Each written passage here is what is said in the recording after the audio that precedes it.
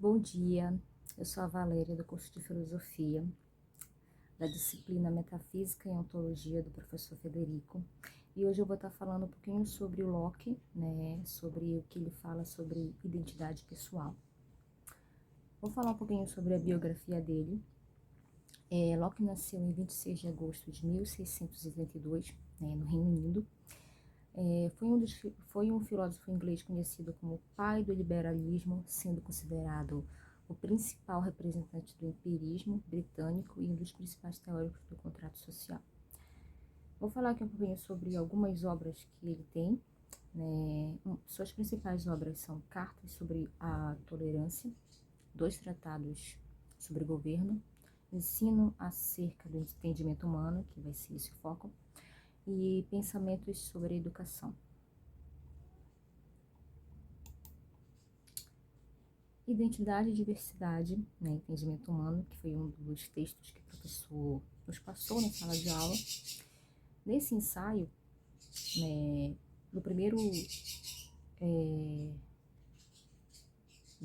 segundo, né, do ensaio, Locke começa falando sobre o entendimento humano, né, que vai ser o foco desse vídeo. Onde ele fala que ele sustenta que a identidade pessoal depende da consciência e que é na identidade pessoal que a justiça se funda. Conceito de identidade, da concepção do filósofo Locke. A identidade, ele fala que ela seria uma relação, né, como foi dito, entre consciência, passada e presente. Há duas noções de identidade: identidade qualitativa, né, que nós vamos falar mais à frente, e identidade numérica. A identidade qualitativa, ela seria quando 2 objetos ou mais ocupam diferentes lugares. Eu até anotei aqui sobre identidade qualitativa, que ele fala que ocorre quando temos 2 objetos, por exemplo, temos 2 carros do mesmo modelo, mas não contaríamos como um carro só. No caso, a identidade numérica é o que mais importa nesse caso, né? Porque a identidade numérica conta a despeito em certas mudanças das suas propriedades. Nós continuamos contando ela como uma só. Aqui, nesse outro slide, eu vou falar um pouquinho sobre o filme, vou pegar a análise do filme Lembranças de Outra Vida. Eu não sei se algumas pessoas já assistiram esse filme, mas ele é um filme bem antigo e bem interessante, né, que ele conta a história de um homem obcecado, né, pelo trabalho. Ele trabalhava bastante mesmo, não tinha tempo, né, para a família dele, e ele acaba morrendo, né. Bem no começo do filme já tem essa história, né, que ele já morreu, no caso, ele ia morrer em um acidente, e ele volta, interessante que ele volta à vida, né, ele reencarna a vida em um cachorro, né, anos depois ele reencarna, ele volta a sua vida em um cachorro para tentar mudar, né, um pouco a sua vida, para ficar mais perto da família, porque ele não tinha esse tempo, né, só vivia para o trabalho. E ele volta relembrando quem ele era, né, na vida passada, tentando voltar, né, para sua mulher e seu filho, para proteger. Ele volta, né, para proteger. No filme conta que ele meio que volta para proteger a família da pessoa que o matou, né. E nesse filme, né, o que esse filme tem a ver, né, com o que Locke diz? Locke, o que ele fala sobre reencarnação, né, sobre pós-morte? Aqui, nesse outro slide, pós-morte para Locke, né? O que, que ele acha, né? Locke, aqui, eu coloquei aqui, né, no pensamento de Locke, que ele não acreditava na alma como substância imutável. Porque no ponto de vista de Locke, o soul, no caso a alma, ele fala, né, segundo Locke, não carregaria a pessoa. Se a mesma alma reencarnar em corpos diferentes, seria a mesma pessoa. Mas, ele coloca, mas se a alma reencarnasse em um novo corpo, que no caso foi o cachorro, né? Ele reencarnou num novo corpo, ele reencarnou num cachorro, e não trouxesse as lembranças da vida anterior, e não trouxesse, no caso do cachorro, ele trouxe lembranças da vida dele do passado. Seria uma pessoa totalmente diferente. Então, se ele reencarna num corpo diferente e traz lembranças do passado, né, do que ele era antes, então, nesse caso, aqui seria uma pessoa totalmente diferente. No caso, ele seria a mesma pessoa, né? Locke já fala sobre isso, né? Então, na época, né, e como as respostas da vida pós-morte nessa época, né, na época lá de John Locke, era um debate muito grande, né, eu até notei aqui, e o Locke veio, né, para responder, né, sobre a reencarnação, né, sobre a pós-morte, que o corpo carrega a pessoa, ou seja, a pessoa é a continuidade de memórias, de experiências e uma outra vida. Podemos viver em um outro corpo, em um outro lugar. Então, ele fala que é uma continuidade. Então, aqui vou falar um pouco sobre essa continuidade psicológica que Locke fala, né? Ele fala que são aquelas chamadas critérios de continuidade psicológica, todas aquelas propostas segundo as quais as pessoas permanecem as mesmas ao longo do tempo, né? Porque existe uma continuidade dos seus aspectos psicológicos.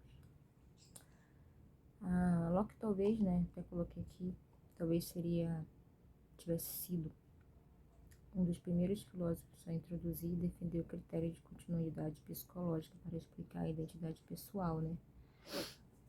E aqui também, né, sobre a identidade pessoal,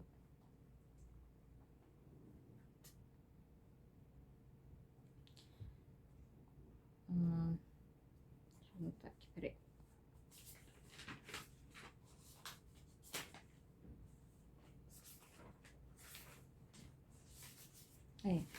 E aqui, né, a identidade pessoal, né, o que faz uma pessoa no tempo primeiro, né, como foi explicado na sala de aula também, o que faz uma pessoa no tempo primeiro, uma pessoa que fez algo há 20 anos atrás, né, ela tinha uma outra idade, tinha um outro pensamento, né, o que faz essa pessoa ser a mesma pessoa daqui a 20 anos também, né? Então, o que faz essa pessoa ser essa mesma pessoa, Locke vai dizer que vai ser a continuidade, né? As lembranças, o conhecimento, na consciência, né? A pessoa é essa, né? Continuidade de pensamentos, enquanto o homem é o ser biológico. E não necessariamente está ligado a raciocínio de pensamento, né? Locke fala também. Somos a mesma pessoa de quando éramos crianças. Então, hoje somos pessoas adultas, né? Então, nós temos hoje, né, entre 25 a 30 anos, vamos ver. Então, o que a gente fez no passado lá, quando a gente tinha 5 anos, 10 anos, 3 anos, somos a mesma pessoa? Que Locke vai falar. Na visão de Locke, você não precisa resgatar, ele fala que a gente não precisa resgatar 100% das lembranças, né? Nunca a gente vai resgatar 100% das lembranças, né? A gente não vai lembrar de tudo que aconteceu lá, né? Lá quando éramos crianças.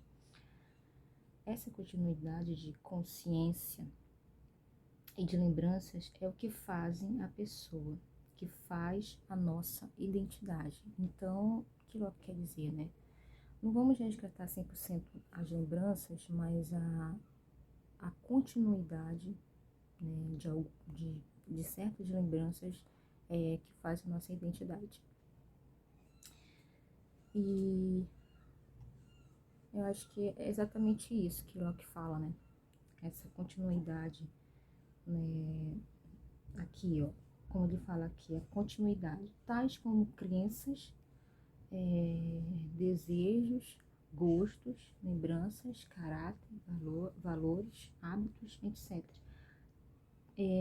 Tal como o outro tipo de continuidade, aqui também as características manifestadas não precisam ser exatamente as mesmas ao longo da vida, não precisam ser as mesmas ao longo da vida.